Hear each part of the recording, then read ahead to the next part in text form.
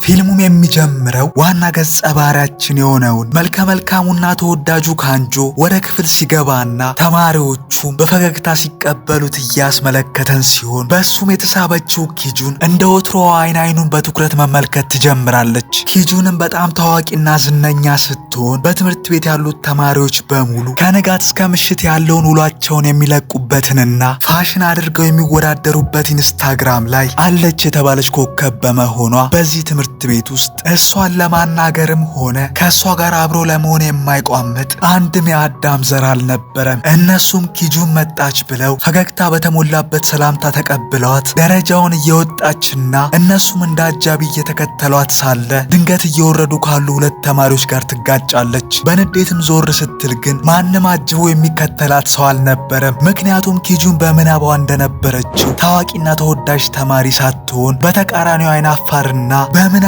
በምትፈጥራቸው ውሸቶች ራሷን እያታለለች የምትኖር ምስኪን ተማሪ ነች። የገጯትም ልጆች መጥተው ይቅርታ ከጠየቋትም በኋላ በመንገዱ ላይ እንዳላዩአትና ማን እንደሆነች ራሱ እንደማያውቁ ይነግሯታል። በተናገሯት ነገር የተበሳጨችው ኪጁንም ማንም በህይወት ስለመኖሯ እንኳን እንደማያውቅ ያክል የተሰማት ሲሆን በዚህም የህይወቷ ትልቁ ችግር እንደሆነ በማሰብ መተከስ ትጀምራለች። ወደ ክፍሏም እንደገባች ሁሉም ተማሪዎች በስልካቸው ላይ ተጠምደው በኢንስታግራም ላይ ስላዩአቸው ፖስቶች ሲያወሩና ሲሳሳቁ ታገኛቸዋለች። ምንም እንኳን ኪጁን የኢንስታግራም አካውንት ቢኖራትም ምን ብላ መጻፍ እንዳለባትም ሆነ እንዴት ታዋቂ መሆን እንደምትችል አታውቅም። እንደምንም ለመሞከር በማሰብ የተለያዩ ነገሮችን ጽፋ ፖስት ለማድረግ ብትሞክርም ነገር ግን ማንም ጋር ለመድረስ ባለመቻሉ ምክንያት ድምጿን ከፍ አድርጋ ከራሷ ጋር ማውራት ትጀምራለች። ወዲያውኑም አጠገቧ ያለውን ሰው እንደረበሸችው በማሰብ ይቅርታ ልትጠይቀው ብትሞክርም ነገር ግን በዚያ መቀመጧን እንኳን እንዳላስተዋለው ይነግራታል። ሆድ ለባሰው ማጭዳት ታውሰው ሆነና ነገሩ ቀድሞውንም የተከፋችው ኪጁን የባሰ መከፋት ትጀምራለች። በሰዓቱም የክፍል ፕሬዝዳንታቸው የሆነችው ቾይ ፊት ለፊታቸው በመቆም የተሰጣቸውን የቤት ስራ ጠረጴዛቸው ላይ እንዲያስቀምጡት ትነግራቸዋለች። ተማሪዎቹም ስለ ስፖርት ክፍለ ጊዜያቸው ጠይቀዋት በክፍላቸው ውስጥ ሆነው እንደሚያሳልፉት ስትነግራቸው ቀድሞውንም ከስልካቸው ላይ መላቀቅ ያልፈለጉት ተማሪዎች በዜናው ይደሰታሉ። ኪጁንም መላው የክፍሉ ተማሪዎች እንዴት ቾይን እንደሚወዷትና ከሰዎች ጋር የምትግባባበትን መንገድ ስትመለከት ትክክለኛ ተግባቢ ሰው ማለት ሁሉም ሰው የሚወደው ሰው ማለት እንደሆነ ታስባለች። በኋላም አርፍዶ የመጣው ካንጆ ወደ ክፍል እንደገባ ከተማሪዎች ጋር መቀላለል ሲጀምር ኪጁን ልጁ ምን ያክል ተግባቢ እንደሆነና ተማሪዎቹም እንደሚወዱት ማሰብ ትጀምራለች። ልጁም ታዋቂ ሰው ለመሆን ስልጠና እየወሰደ መሆኑን ስታውቅ በመልከ መልካምነቱ የተሳበችው ኪጁን ከተማሪዎች ጋር እንዲግባባ ያደረገው ይህ ቁንጅናው ሊሆን እንደሚችል ማሰብ ትጀምራለች። ወደ ቤት የሚሄዱበት ሰዓት ሲደርስም ኪጁን ይህንን ሁሉ ሰዓት አሳልፋ እንኳን እንዴት ተግባቢ ልትሆን እንዳልቻለች በማሰብ መናደር ትጀምራለች። ወደ ቤቷም ስታመራ ለእናቷ በመደወል ለእራት ምን እንደተሰራ ለማወቅ ብትሞክርም ይባስ ብሎ ሙሉ ቤተሰቦቿ ሳይነግሯት እራት ለመብላት ተሰብስበው እንደወጡ ትሰማለች። እናቷም እሷን መጥራት እንደረሳች በመንገር ይቅርታ ስትጠይቃት ኪጁንም በመበሳጨት ስልኩን ትዘጋዋለች። ከዛ በንዴቷ ላይ ለመጨመር ይመስል አንድ በአካባቢው የሚያልፍ ሰው ድንገት ገጭቷት ሲያልፍ ኪጁን ይባስ የምትይዘው የምትጨብጠውን በማጣት ተናዳ ብትሄድም ልጁ ግን በአትኩሮት እየተመለከታት የት እንደሚያውቃት በማሰላሰል ላይ እንዳለ አላወቀችም ነበር። ወደ ቤት እንደደረሰችም ዳግመኛ እድሏን ለመሞከር ኢንስታግራም ላይ ጓደኛ ለማግኘት ብትሞክርም ማንም ሰው በሷ ሊሳብ እንዳልቻለ እንመለከታለን። በማግስቱም ወደ ጂም ክላስ ስትሄድ ካንጆ በድንገት አስቁሟት ስልኩን እንደረሳና የሷን መጠቀም ይችል እንደሆነ ይጠይቃታል። ለአፍታ አይኗን ሳታሽም ኪጁን ስልኳን ከሰጠችው በኋላ ተጠቅሞ እስኪጨርስ ድረስ ውበቱን ማድነቅ ትጀምራለች። ስልኩን በመጠቀም ላይ ሳለም ልታናግረው ብትሞክርም ነገር ግን አንድም ሳይመልስላት ስልኩን ተጠቅሞ ከጨረሰ በኋላ የጂም ክላስ እንዳያመልጣት ፈጥና እንድትሄድ ይነግራታል። እሷም አብሯት ሄድ እንደሆነ ስትጠይቀው እንዳመመውና ወደ ነርሷ ቢሮ መሄድ እንዳለበት ያሳውቃታል። በስፖርት ክፍለ ጊዜያቸውም ላይ ሳሉ ኪጁን ከካንጆ ጋር ያደረገችውን ንግግር በማስታወስ በመጨረሻም ልታናግረው የምትችለው ሰው በማግኘቷ መደሰት ትጀምራለች። ከዛም ከጎና የተቀመጡት ተማሪዎች በቦርሳቸው ውስጥ ስለያዙት ሊፕስቲክ እና ወደ ክፍል ሲመለሱ እንዴት እንደሚያሳዩት ሲነጋገሩ ትሰማለች። ነገር ግን ወደ ክፍል በሚመለሱበት ሰዓት ሊፕስቲኩን ከቦታው ያጡታል። እሳት ለብሰው እሳት ጎርሰውም ከክፍሉ መጨረሻ ላይ የወጣችው ኪጁን በመሆኗ ስለ ጉዳዩ ማፋጠጥ ቢጀምሩም ኪጁን እንኳን ለሰው ለራሷን በማይሰማ ድምፅ እንዳላደረገችው መናገር ትጀምራለች። ትነግራቸዋለች። በሰዓቱም ካንጆ ወደ እነሱ በመምጣት ከክፍሉ መጨረሻ የወጣው እሱ እንጂ ኪጁን ባለመሆኗም ምክንያት እሷ እንዳልወሰደችው ይነግራቸዋል። ከዛም ወድቋል ብለው ሲያብዱበት የነበረው ሊፕስቲክ አንድ ወንበር ስር ወድቁ ካገኘው በኋላ ከዚህ በኋላ ሰውን ከመውቀሳቸው በፊት በደንብ እንዲፈልጉት በመናገር በፍጥነት ይቅርታ እንዲጠይቋት ይነግራቸዋል። የሹፈት ይቅርታ ጠይቀዋት ከሄዱም በኋላ የክፍሉ ፕሬዝዳንት የሆነችው ቾይ ወደ እሷ በመምጣት ደና ስለመሆኗ ስትጠይቃትም ኪጁን ምንም እንዳልተሰማትና ደና እንደሆነች ትመልስላታለች። እሷም ራሷን መከላከል እንደነበረባት ስትነግራት ካንጆም ዳግመኛ ጣልቃ በመግባት ምናልባትም ራሷን መከላከል ያልቻለችው እንድታወራ እድል ስላልሰጧት እንደሆነ ይነግራታል። እሷም ወደ ነርሷ መሄዱን እንደሰማችና ደና መሆኑን ስትጠይቀው ወደዚያ የሄደው ደና መሆኑን ለማረጋገጥ ብቻ እንደሆነ ይነግራታል። ከዛም ወደ ኪጁን በመዞር ደና መሆኗን ሲጠይቃት በደስታ ልታብድ የደረሰችው ኪጁን እንደምንም ራሷን በመቆጣጠር ደህና እንደሆነች ትነግረዋለች። ነገር ግን ደስታዋን አጣጥማ ሳትጨርስ ብዙም ሳይቆይ ስሟን አሳስቶ ሲጠራው በመስማቷ ያን ያክል ለሷ ቦታ እንደሌለው በማሰብ ወደ ቀድሞዋ ድብርት ትመለሳለች። ወደ ቤት የሚወስዳትን ባስ በመጠበቅ ላይ ሳለችም በድንገት አንድ ስልክ አጠገቧ ወድቆ ስታገኝ ምናልባትም አንድ ሰው ረስቶት እንደሆነ በማሰብም ስልኩን ስትከፍተው የሁል ጊዜ ምኞታ የሆነውን የኢንስታግራም አፕ ትመለከታለች። በስልኩም ላይ የሀገር መልእክቶች ሲላኩበት ስትመለከት ስልኩ የአንዱ የትምህርት ቤታቸው ተማሪ ሊሆን እንደሚችል ትገምታለች። በዚህም በደስታ ልትሞት የደረሰችው ኪጁን በዚህ ስልክ ምክንያት በትምህርት ቤት ውስጥ የሚለቀቁት ፖስቶችንና ከጀርባቸው ማን እንዳለ ለማወቅ ትችላለች። በኋላ ላይም የመጀመሪያው የትምህርት ቀናቸው ላይ ሁለቱ ልጆች ተመልሰው ይቅርታ እንዲጠይቋት ያደረገው ካንጆ እንደሆነ እንመለከታለን። በሚቀጥለውም ቀን ሴት ሪፖርተሮች ወንዶችን ኮከብ እንዲሆኑ የሚያሰለጥንን ካምፓኒ ሲጎበኙ የዚህ ካምፓኒ ሰልጣኞች ፊታቸውን በአደባባይ ማሳየት ባለመቻላቸው ምክንያት ሴቶቹ ፎቶቸውን ለማግኘት የሚያደርጉት ሙከራ ሳይሳካ ይቀራል። በድንገትም ካንጆ በመካከላቸው ሲገባ ልክ እንደ ጓደኞቹ ሁሉ ማስክ ባለማድረጉ ምክንያት በፎቶቸው ውስጥ ይገባል። ፎቶውን ሙሉ ሳያድር በኢንስታግራም ላይ ሲለቀቅ ሰዎች የት እንደሚማርና የት እንደሚገኝ ማወቅ በመጀመራቸው ነገሮች ከካምፓኒው ስርዓት ውጪ መሆን ይጀምራሉ። ካንጆ በትምህርት ቤት ውስጥ እጅግ የተካነበትን ቅርጫት ኳስ ከተጫወተ በኋላ ወደ ክፍሉ ሲመለስ አስተማሪው በቅርቡ በወሰዱት ፈተና የመጀመሪያውን ደረጃ ሊይዝ የቻለው እሱ መሆኑን ይናገራል። በዚህም መምህሩ እንዲያጨበጭቡለት ሲጠይቅ ካንጆ ከዚህም በፊት በትምህርት ቤቱ አለ የሚባል ሰቃይ ተማሪ መሆኑን እንመለከታለን። በዚህም መሃል ኪጁን የወሰደችውን ስልክ ይዛ ወደ ቤቷ ስታመራ ከሰዎች ጋር እንዴት መቀራረብ እንዳለባት ታውቅ ዘንድ የዚህ ኢንስታግራም አድሚን ለመሆን ትመኛለች። ነገር ግን በማይታመን መልኩ ወደ ቤቷ ሄዳ ስልኩን ስትከፍተው በእርግጥም አድሚን መሆኗን ትመለከታለች። በማግስቱም አዲስ ተማሪ ወደ ትምህርት ቤታቸው ሲቀላቀል ኪጁን ግን ባገኘችው ስልክ ምክንያት በትምህርት ቤት ውስጥ የሚከናወኑትን ነገሮች በሙሉ ማወቅ እንደምችል በማሰብ ላይ ነበረች። በቅርቧም የነበሩ ሴቶች በሚያወሩበት ሰዓት የበለጠ ተግባቢ ለመሆን ስትል ብትቀላቀላቸውም ነገር ግን እያወሩ ያሉት ስለ ካርቱን ካራክተር ስለመሰላት ለመግባባት ያቅታታል። እነሱም ስለሚያወሩት ነገር ባለማወቋ ምክንያት ከተገረሙ በኋላ ሁሉን አውቃለሁ የምትል አይነት ሴት መሆኗን መንሾካሾክ ይጀምራሉ። በክፍል ውስጥም ኤርፎኑን ስለማጣቱ በኢንስታ ላይ ፖስት እንዳደረገ ወደ ተመለከተችው ተማሪ በመሄድ ምናልባትም አዲስ ኤርፎን ይፈልግ እንደሆነ ትጠይቀዋለች። እሱም እንዴት ልታውቅ እንደቻለች ሳያፋጥጣትም ኪጁን የሆነ ያልሆነውን መቀባጠር ስትጀምር ተማሪው በንዴት ጥሏት ይሄዳል። መምህሩም ወደ ክፍሉ እንደገባ ስርዓት ይዘው እንዲቀመጡ ከነገራቸው በኋላ ቀደም ሲል ከመኪናው ሲወርድ የተመለከትነው አዲሱ ተማሪ ሊያንግ ወደ ክፍሉ ይገባል። አረማመዱም ሆነ ሁኔታው ልክ እንደ ወታደር ሲሆን መምህሩም ራሱ እንዲያስተዋውቅና ከተማሪዎቹ ጋር እንዲተዋወቅ እድል ይሰጠዋል። መምህሩም ከወጣ በኋላ ካንጆና ሌላ ተማሪ ሊተዋወቁት ሲሄዱ ሊያንግ ካንጆ በኢንተርቴንመንት ካምፓኒ ውስጥ በመሰልጠን ላይ እንዳለ ይረዳል። ነገር ግን ስለ ሁኔታው ሲጠይቀው ልክ ወንጀል የሰራ ያክል ለመደባበቅ በመሞከር ከጓደኛው ጋር ፒዛ ለመብላት እየጎተተ ያስወጣዋል። ኪጁንም ከክፍሉ ስትወጣ በቅርቡ ፖስት ስለተደረገውና ስለጠፋው ቪዲዮ ሲወራ ስትሰማ አሁን አድሚን በመሆኗ ማን ፖስት እንዳደረገው ማየት እንደምችል ታስባለች። ማንም ሳያት ስልኳን ለማየት እየሮጠች ስትሄድም በዚህም መሃል ካንጆ ስልኩን ለመውሰድ ወደ ክፍሉ ሲመጣ በፍጥነት ወደ ኦዲቶሪየም ክፍል እንዲመጣ የሚያዝ መልእክት ተጽፎለት ያገኛል። በቦታው እንደደረሰም ኪጁንን እንዳገኛት ከሱ ምን እንደምትፈልግ ሲጠይቃትም ስለመጣ በደስታ ያበደችው ኪጁን ያገኘችውን ቪዲዮ ታሳየዋለች። በቪዲዮውም ላይ የሚታየው አንድ መጥፎ የሚባል ድምጽ ያለው ሰው ሲዘፍን ሲሆን የትምህርት ቤቱን ተማሪዎች በሙሉ ቀናቸውን ያሳለፉት የዚህን ሰው ማንነት በመፈለግ ላይ ነበር። ኪጁንም ቪዲዮ ላይ ያለው እሱ መሆኑንና ሰዎቹም የሳቁት በሱ ላይ እንደሆነ ብትነግረውም ካንጆ ግን ስለምን እንደምታወራ እንደማያውቅ በመናገር ጥሏት ይሄዳል። በሁኔታው ግራ የተጋባቸው ፕሬዝዳንቷ ቾይ አብሯት ቪዲዮ እንዲሰራ ስትጠይቀው በንዴት እንደማይፈልግ ይነግራታል። በድንገትም ኪጁን ወደ ቦታው ስትመጣ ባልተለመደ ሁኔታ ቀልቡ ይገፈፋል። ቀጥሎም ለብቻቸው እንዲያወሩ ከጠየቃት በኋላ አብረው ሲወጡ ሊያንግ ይመለከታቸዋል። ማንም ሰው ወደማይኖርበት የጸጥታ ስፍራ ከደረሱም በኋላ ኪጁን ይህ ስፍራ ከዚህ በኋላ በሚስጥር የሚገናኙበት ስፍራ እንደሚሆን ትነግረዋለች።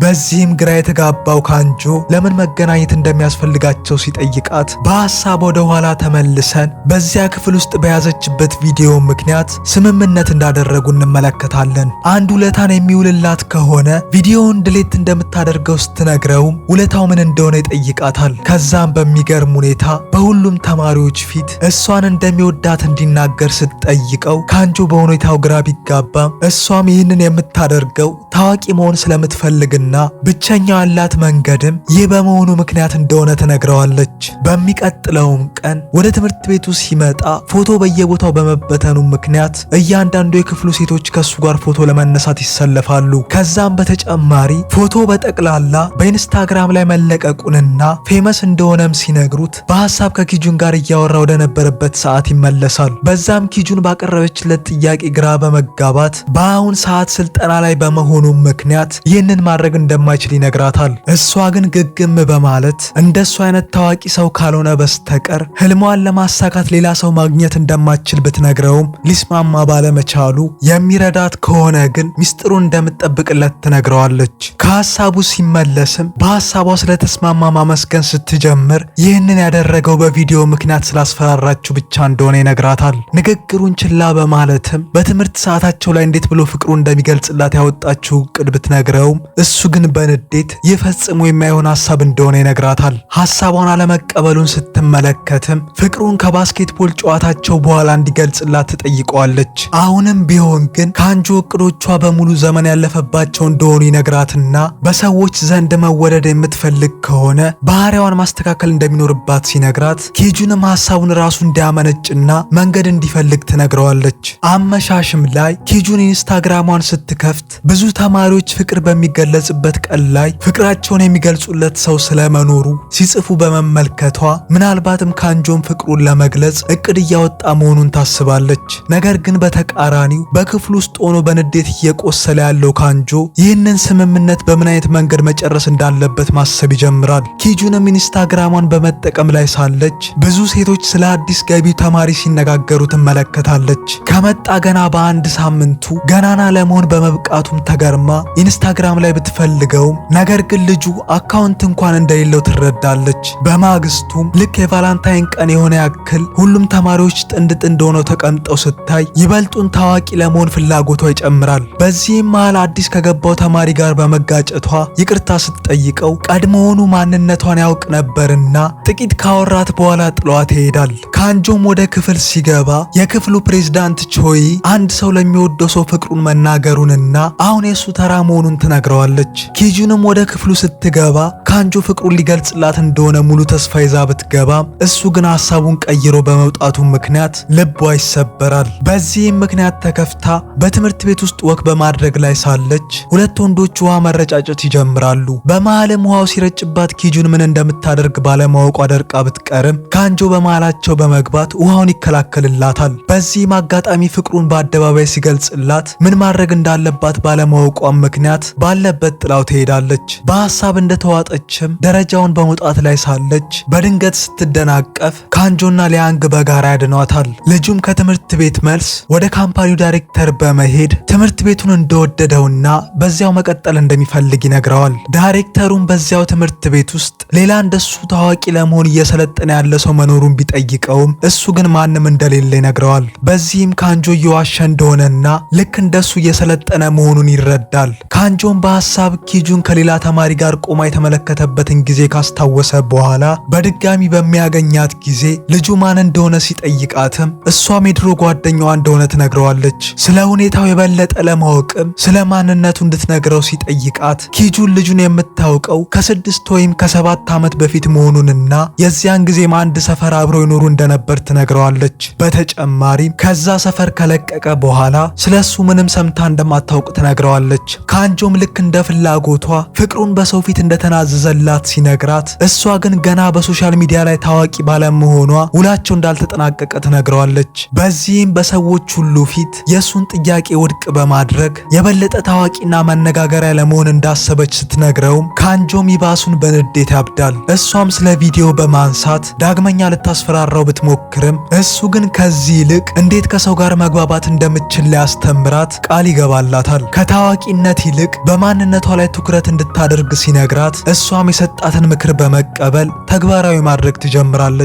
በዚህም ምክንያት በመንገዷ ላይ አዝነው የተመለከተቻቸውን ሁለት ሴቶች በንግግሯ ልታጽናናቸው ብትሞክርም ነገር ግን ሊሳካላት ባለመቻሉ ከካንጆ ጋር አዲስ መንገድ ለመፈለግ ይሞክራሉ። በስፖርት ክፍለ ጊዜያቸው ላይም ምን ያክል ጎበዝ መሆኗን ለማሳየት ሙከራ ብታደርግም ከተማሪዎቹ ፊት ለፊት በመውደቋ ሌላ ክሽፈትን ታስተናግዳለች።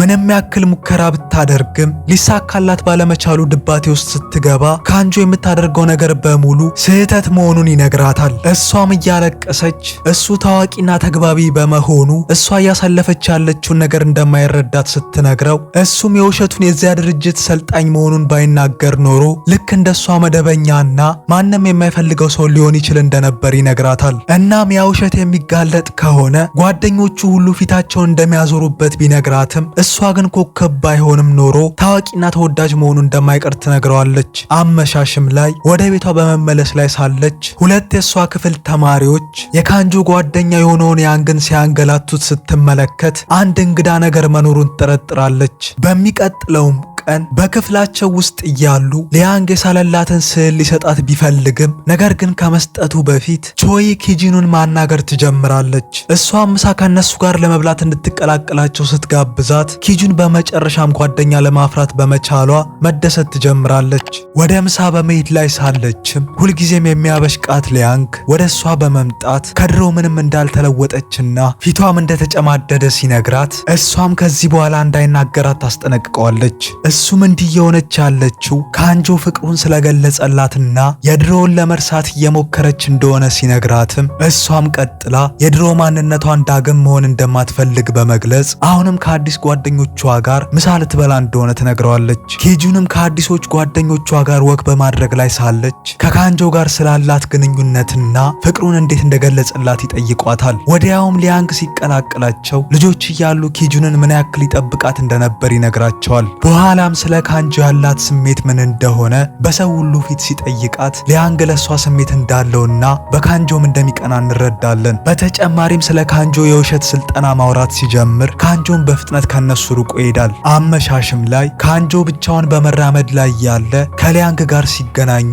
የእውነትም ሰልጣኝ ከሆነ አሁን በካምፓኒ ውስጥ መሆን እንደነበረበት ይነግረዋል። ካንጆም ሁኔታውን ለመሸፋፈን ሲል ለመሸሽ ቢሞክርም እሱ ግን መንገዱን በመዝጋት በቀጥታ ውሸት መሆኑን እንዲናገር ያፋጥጠዋል። ሊያንግ እውነቱን እንዳወቀ ሲረዳም ካንጆ በቀጥታ ኪጁን ነግራው እንደሆነ በመገመት ከጀርባው እንደወጋቸው ማሰብ ይጀምራል። ሊያንግም የዚህ ሁሉ ነገር አቀናባሪ ኪጁን መሆኗን ባለማወቁ ካንጆ ለምን እንደዚህ ሊዋሻትና ሊቀልድባት እንደፈለገ ቢጠይቀውም እሱ ግን ከዚህ በላይ ወቀሳውን ላለመቀበል ሲል በንዴት ጥሎት ይሄዳል። በዛም ምሽትም ከጓደኞቿ ጋር በሬስቶራንት ውስጥ በመዝናናት ላይ ያለችው ኪጁን ከጓደኞቿ ጋር ስትወጣ ይህ የመጀመሪያዋ እንደሆነ ትነግረዋለች። በድንገትም የያንግ ስልክ በመጥራቱ ምክንያት ለማናገር ሲወጣ ቾይ ስለ ካንጆ ምን እንደምታስብ ትጠይቃታለች። እሷም እያሰበችበት እንደሆነ ከነገረቻት በኋላ በድንገት ከዚህ ቀደም ያንግን ሲያንገላቱት የነበሩትን ተማሪዎች በማሰብ እሱን ለመፈለግ ትወጣለች። ውጭም ያንግ ለምታንገላታው ልጅ ገንዘብ እየሰጠ በማየቷ ጣልቃ ልትገባ ብትሞክርም ያንግ ግን ከማመስገን ይልቅ እንጥሉ እስኪላቀቅ ድረስ ይጮህባታል። በማግስቱም ወደ ትምህርት ቤቷ ስትመለስ ለካንጆ ቴክስት ለመላክ ብትሞክርም ነገር ግን በተደጋጋሚ ሊመልስላት ባለመቻሉ ምክንያት ግራ መጋባት ትጀምራለች። በክፍል ውስጥ በተደጋጋሚ ልታናግረው ብትሞክርም እሱ ግን አውቆ ምንም አይነት ምላሽ ባለመስጠት በተማሪ ሁሉ ፊት ያዋርዳታል። ሊያንግም ይህንን ሲመለከት ይዟት ከክፍል ውጪ በመውጣት ለምን እንደተበሳጨችና ለምን ሁልጊዜ ከካንጆ ጋር እንደምትሆን ይጠይቃታል። ከዛም ካንጆ ቆንጆ ወይንም ታዋቂ በመሆኑ ምክንያት እንደምትወደው ሲጠይቃት እሷ ግን ምንም አይነት ምላሽ ሳትሰጠው እያለቀሰች ጥላው ለመሄድ ትሞክራለች። እሱም እንዳትሄድ እጇን ሲይዛት ካንጆን በድንገት በመመልከቱ ምናልባትም በመካከላቸው አንድ ግንኙነት ይኖራል ብሎ ማሰብ ይጀምራል። ሊያንግም ካንጆ እያታለላት እንደሆነና እንደምታስበው ሰልጣኝ እንዳልሆነ ሲነግራት ኪጁን ግራ በመጋባት ጓደኞቿን እንኳን እንደማያውቅ ትነግረዋለች። ቀጥላም ይህንን ያደረገበት ምክንያት እንዳለው ልታስረዳው ስትሞክር ሊያንግም ተወደው እንደሆነ እንድትነግረው ብቻ ይጠይቃታል። እሷም ጓደኞች ብቻ መሆናቸውንና ስለ እሷ ህይወት የሚያውቀው ነገር እንደሌለ ነግራው ትታው ትሄዳለች። ቤት ውስጥ ሆናም በድጋሚ ለካንጆ ለመደወል ብትሞክርም ስልኩን በማጥፋቱ ምክንያት ሳይሳካላት ይቀራል። በቀጣይም ቀን ልታናግረው ብትሞክርም ካንጆ በድጋሚ ጥሏት ሊሄድ ሲል እሷም አለመግባባት መፈጠሩን ልታስረዳው ብትሞክርም አንድ አእምሮውን በማሳመኑ ምክንያት በኩርፊያው ይቀጥላል። በኋላም ያንግ ቾዬና ካንጆ አብረው በመጓዝ ላይ ሳሉ በድንገት ሁለቱም በየፊናቸው በመበታተናቸው ምክንያት ቾዬ ብቸኝነት ይሰማታል። ኪጁንም ወደ ቤቷ በማምራት ላይ ሳለች ያንግ በሰዎች ጥቃት ሲደርስበት በመመልከቷ በፍጥነት መቅረጽ ትጀምራለች። በድንገት ሲመለከቷትም ኪጁን ራሷን ለመከላከል ስትል አብራቸው ያለችው ልጅ ከሌላ ወንድ ጋር ሆና የሚያሳይ ቪዲዮ ታሳያቸዋለች። በዚህም የተናደደችው ልጅቷ ከእሷ ጋር መጣላት ከጀመረች በኋላ እሷን በማስጣል ወንዱም ሊደበድባት ሲነሳ ከየት መጣ ሳይባል ድንገት ካንጆ ይደርስላታል። ሁኔታዎቹም ከተረጋጉ በኋላ ኪጁን ይቅርታ በመጠየቅ ነገሩን በስህተት እንደተረዳውና ሚስጥሩን ያጋለጠችው እሷ ለመሆኗን ትነግረዋለች። በማግስቱም ኪጁን ወደ ትምህርት ቤት ስትመጣ ለመጀመሪያ ጊዜ በኢንስታግራም ላይ ታዋቂ ለመሆን በመቻሏ ምክንያት በመደሰት በፍጥነት ከካንጆ ጋር ወደሚገናኙበት ክፍል ታመራለች። እሷም ታዋቂ እንድትሆን ስለረዳት ስታመሰግነው እሱም በመቀጠል በስህተት ስለተረዳት ይቅርታ ይጠይቃታል። ኪጁንም ተግባቢ እንድትሆን ያስተማራት እሱ እንደሆነና ማስተማሩን የሚቀጥል ከሆነ ከዚህ በላይ ልትሻሻል እንደምችል ትነግረዋለች። እጁንም ይዛ ስትለምነው በፍጥነት እጇን በማስለቀቅ እንደሚያስተምራት ቃል ሲገባላት ሊያንግም በድንገት በመምጣት እሱም ሊያስተምራት እንደሚችል ይነግራታል። ያንግም ወደ እሷ በመቅረብ በራስ መተማመን የሌላት በተሸበሸበው ፊቷ ምክንያት እንደሆነ ሲናገር ካንጆ በንግግሩ በመናደድ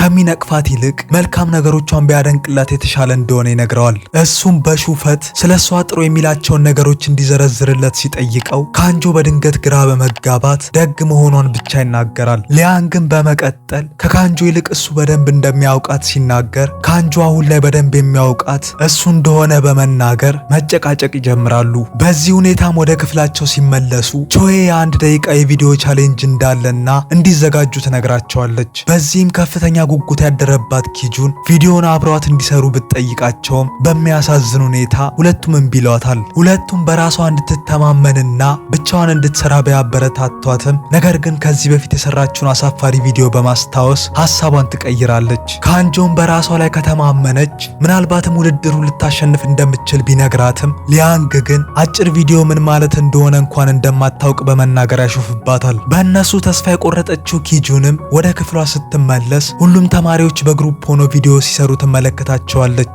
ከዛ ጓደኛዋ ያንግ ወደ ክፍሉ ሲገባ ስትመለከት አብሯት ቪዲዮ ሊሰራ የመጣ መስሏት ብትደሰትም ነገር ግን ሌሎች ተማሪዎችን ለመቀላቀል ይሄዳል። ከዛ ቾዬን በማግኘት አብራት ቪዲዮ እንድትሰራ ስትጠይቃት በኪጁን በራስ መተማመን በመደነቅ ቾዬ አብራት ለመስራት ትስማማለች። ካንጆን በመንገዱ ላይ ያለ ያገኘው ሊያንግ ኪጁንን እንደሚወዳትና ውሸታም በመሆኑ ለእሷ እንደማይገባት ይነግረዋል። በኋላም ኪጁን በቤቷ ተኝታ ሳለ ቾዬ አብረው የሚሰሩትን የዳንስ አይነት ትልክላታለች። ከዛም ቪዲዮዎችን ከካንጆ ጋር በመሆን አብረው በምትመለከትበት ሰዓት ቾዬ ታዋቂ ዳንሰኛ መሆኗንና ከልጅነቷም ጀምሮ ትደንስ እንደነበር ሲነግራት ወዲያውኑ እንደሷ መደነስ እንደማትችል በማሰብ ተስፋ ትቆርጣለች። ነገር ግን ሊያንግ በዚህ መሃል ወደ እነሱ በመምጣት ቪዲዮ ላይ ያለውን ዳንስ ማለማመድ ሲጀምር ኪጁን በደስታ መማር ትጀምራለች።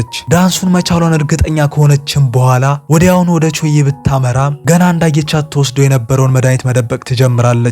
ከመሬት ተነስታም በኪጁን መናደር ስትጀምር ከዚህ በፊት ለካንጆ የፍቅር ስሜት እንደነበራትና ካንጆ ግን እሷን ትቶ ኪጁንን እንደመረጠ እንመለከታለን። ዳንሳቸውን ከመጀመራቸውን በፊት ካንጆ ሊያንግና ያንግ ለመመልከት ቦታቸውን ከያዙ በኋላ ኪጁንን ባልተጠበቀ ሁኔታ በአስገራሚ የዳንስ ብቃቷ ማስደመም ትጀምራለች። በዚህም መበሳጨቷን የተረዳችው ኪጁን በመታጠቢያ ቤት ውስጥ ስታገኛት ልታናግራት ብትሞክርም ቾዬ ግን ከሷ እንድትርቅ ትነግራታለች። ነገር ግን ብዙም ሳይቆይ በድንገት ራሷን ስትስት ኪጁንና ካንጆ በፍጥነት ወደ ትምህርት ቤቱ ክሊኒክ ይወስዷታል። በዛም የትምህርት ቤቱ ነርስ ቾዬ የክብደት መቀነስ ክኒኖችን እየወሰደች እንደሆነና መድኃኒቶቹን በትምህርት ቤት ውስጥ እንዳይገቡ የታገዱ መሆናቸውን ትነግራቸዋለች። እንደነቃችም ኪጁን ልታያት ብትሄድም ቾዬ በንዴት እንደምትጠላትና እንደሌላትና በህይወቷ ውስጥ ምንም አይነት ቦታ እንደሌላት ትነግራታለች። በዚህም ጥፋተኝነት የተሰማት ኪጁን በፍጥነት ወደ ካንጆ በመሄድ እስከዛሬ ድረስ ሁሉም ነገር የውሸት እንደነበር ለሁሉም መናገር እንዳለባቸውና ይህንን የማያደርግ ከሆነ ቪዲዮ እንደምትለቅበት ትነግረዋለች። እሱም ግራ በመጋባት ለምን በአንድ ጊዜ እንዲህ ልትቀየር እንደቻለች ቢጠይቃትም እሷ ግን ምንም አይነት ምላሽ ባለመስጠት ያለችውን ብቻ እንዲፈጽም ትነግረዋለች። በማግስቱ ኪጁን ስለ ካንጆ በማሰብ ራሷን ከሱ ማራቅ እንዳለባት በማሳመን ላይ ሳለች በድንገት ሊያንግ ያገኛታል። ወደ ሬስቶራንት ወስዶ ምግብ ሊጋብዛት ቢሞክርም በመጀመሪያ ለመብላት ባለመፈለጓ በግድ እያጎረሳት እንድትመገብ ማድረግ ይጀምራል። ከዛ እሱ እንዳላት እንደ ቾይ ያሉ ሰዎችን ከመጉዳት ይልቅ እንደ በፊቱ ንጹህ ሆና ብትኖር ይሻላት እንደነበር ትነግረዋለች። ነገር ግን በዚህ ንግግሯ የተናደደው ሊያንግ እየጎተተ በፊት ልጅ እያሉ ወደሚጫወቱበት ስፍራ ይወስዳታል። በዛም ሳሉ እንዴት ራሷን ማስተካከል እንዳለባትና ወደፊት መጓዝ እንዳለባት በመናገር ሊያጽናናት ቢሞክርም ካንጆ እነሱ ወዳሉበት ስፍራ በመምጣቱ ምክንያት በድጋሚ ይናደዳል። በዛም ካንጆ ኪጁንን ሊያዋራትና ሊያጽናናት ቢሞክርም ሊያንግ የሷ ኃላፊነት እንደሆነችና ጣልቃ እንዳይገባ በመናገር እንደ ልማዳቸው መጣላት ይጀምራሉ።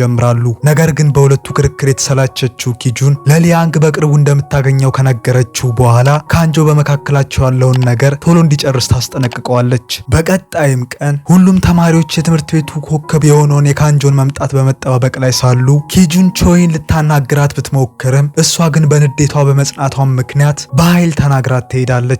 በዛን ቀንም በመላው ግሩፖች ላይ አንድ ማንነቱ ያልታወቀ ሰው ስለ ካንጆ የተለያዩ ነገሮችን ፖስት ሲያደርግ በመመልከቷ ኪጁን ተደብቃ ልታጠፋቸው በመሞከር ላይ ሳለች በድንገት ቾይ ስልኩን ከእጇ ላይ ትነጥቃታለች። በዚህ መሃል ካንጆ ባዘዘችው መሰረት የይቅርታ ቪዲዮን በመስራት ላይ ቢሆንም ምስኪኗም ኪጁን እሱን አግኝታ ስለ ሁሉም ነገር ለማስረዳት ትወስናለች።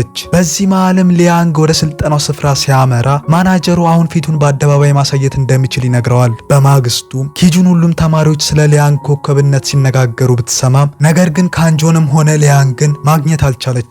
ከዛ ኪጁን ወደ ቾይ በመምጣት ስልኩን ዳግም እንድትሰጣትና እንደ ቀድሞ ለእኩይ ተግባር እንደማትጠቀምበት ቃል ብትገባላትም ነገር ግን ቾይ አሻፈረኝ በማለት የካንጆን ሚስጥር እንደምታውቅና በቅርቡም እንደምታጋልጠው ትነግራታለች። ምንም እንኳን ልታስቆማት ብትፈልግም በቀለጠማት ቾይ ግን አንዱም የማባበያ ቃላት ሊሰሩ አልቻሉም። ቢሆንም ግን ተስፋ ያልቆረጠችው ኪጁን እንደምንም ገፍትራት ስልኩ ከእጇ እንዲወድቅ ካደረገች በኋላ በፍጥነት አንስታው ካጠገቧ ትሰወራለች። ወደ ክፍል ስትመለስም ተማሪ ሁሉ ስለ ካንጆ እያወራ በመሆኑ ግራ በመጋባት ውስጥ ሳለች በድንገት ከሊያንግ ጋር ትጋጫለች። በዚህም መሃል እንደፈራችው ሊያንግ የካንጆ ሚስጥር ሊወጣ እንደሆነ ሲነግራት እንዴት ልረዳው እችላለሁ በማለት መጨናነቅ ብትጀምርም በዚህ የተናደደው ሊያንግ ባለችበት ጥሏት ይሄዳል። ስለሱ ምንም ግድ ሳይሰጣት ካንጆን የማግኘት ፍለጋዋን ስትቀጥል በአንድ ክፍል ውስጥ ከቾይና ከያንግ ጋር ሆኖ ታገኘዋለች። በዚህም መሃል ኪጁን እሱ ልትረዳበት የምችልበትን መንገድ መፈለግ ስትጀምር ቾይም በሁኔታው የባሰ መናደር ትጀምራለች። እንደምንም ራሷን አደፋፍራም ኪጁን ከዚያ ግሩፕና ፖስቶች በስተጀርባ ያለችው እሷ መሆኗን ስትነግረው ካንጆ ምናልባት ሚስጥሩ እንደወጣ በማሰብ ከዚህ በፊት እየዋሸ እንደነበር የሚናገርበትን ቪዲዮ ለመልቀቅ ይወስናል። እስከ ዛሬ ድረስ ኮከብነቱን እየዋሸ መሆኑን በማወቋ የተናደደችው ቾይ እያበደችና የተሳደበች ጥላቸው ትወጣለች። በዚህም ሰዓት ኪጁን ሁኔታውን ማስተካከል ትችል እንደነበር እያለቀሰች ብታስረዳውም ካንጆ ግን ከራሱ ችግር ይልቅ እሷ እንድትረጋጋ ማጽናናት ይጀምራል። ወደ ክፍላቸው ከተመለሱም በኋላ ተማሪዎቹ በካንጆ ላይ ቆሻሻ መወርወር ሲጀምሩ ኪጁን እና ያንግ ሊያስቆማቸው ቢሞክሩም በመጨረሻም ሊያንግ ወደ ውጭ እንዲወጣ ያደርገዋል። እስከ ዛሬ ድረስ ይጠብቁት የነበረው የዳንስ ቪዲዮ አሸናፊ በሚታወጅበት ቀንም የውድድሩም አሸናፊ ካንጆ መሆኑ ይነገራል። በሰዓቱም ካንጆ ወደ መድረኩ በመውጣት እስከ ዛሬ ድረስ የውሸት ኑሮ እንደኖረና ከአሁን በኋላ ግን በሰላም መኖር እንደሚፈልግ በመናገር ጓደኞቹን ይቅርታ ይጠይቃቸዋል። ከስርዓቱም በኋላ ቾይ ለካንጆ ስልክ በመደወል አግኝታው ይቅርታ ስትጠይቀው ኪጁንም ሰላም በመፍጠራቸው መደሰት ትጀምራለች። በመጨረሻም ስልኩን እዚያው ያገኘችበት ቦታ መልሳ ካስቀመጠችው በኋላ ወደ ካንጆ በመሄድ በህይወቷ ውስጥ ትልቅ ትምህርትን ስላስተማራትና ችግሮቿ እንድትጋፈጥ ስላደረጋት ታመሰግነዋለች። አብረው በተቀመጡበት ሰዓትም የእውነትም ከሷ ፍቅር እንደያዘው ሲነግራትና እሷን በደስታ ፈገግ ስትል እንመለከታለን። ከዛን ጊዜ ጀምሮ የሙሉ ጀማ ጓደኝነት እየጠነከረ ይመጣል። ኪጁንም ካሳለፈችው የህይወቷ ትምህርት በመንደርደር ሁሉም ሰው በራሱ ማንነት ሊወደድና ሊታወቅ እንደሚገባ ስትመክር እያስመለከተን ድራማው እዚህ ጋር ይጠናቀቃል።